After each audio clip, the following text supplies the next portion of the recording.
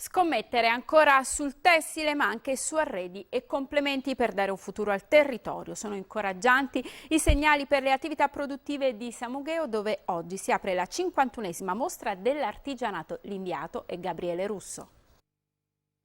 Il boom degli anni 70 e 80, quando i laboratori in paese erano più di 20 e gli addetti ai lavori quasi 2000, non è facilmente replicabile, ma un vento di ottimismo soffia su Samugheo, dove da oggi e fino al 16 settembre va in scena la 51esima mostra dell'artigianato. 60 designer, la metà del luogo, espongono i frutti del proprio talento e il paese torna a scommettere sull'arte della tessitura per costruirsi il suo domani.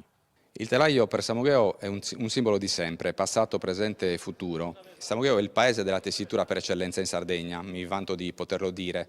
Le aziende che lavorano a Samugheo lavorano davvero parecchio e forse realizzano la maggior parte dei manufatti e degli arredi, quindi non solo tessuto ma anche legno o ferro, che servono appunto per arredare e completare i villaggi turistici piuttosto che le grandi ville o gli alberghi della Costa Smeralda. Quindi oggi più che ieri questa attività ha dato un forte impulso alla nostra economia.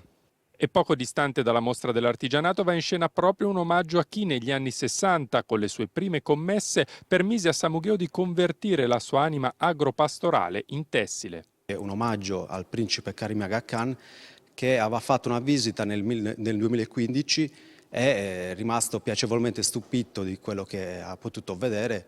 Ha deciso di fare una donazione e quindi da questa donazione il museo e il comune hanno realizzato 3 progetti. Uno è la collezione tessile, realizzata interamente dagli artigiani di Samugheo. E chissà che presto l'Aga Khan in persona non giunga da queste parti per ammirare la collezione di 17 opere tra tappeti e coperte che Samugheo gli ha dedicato con tanto di firma in calce.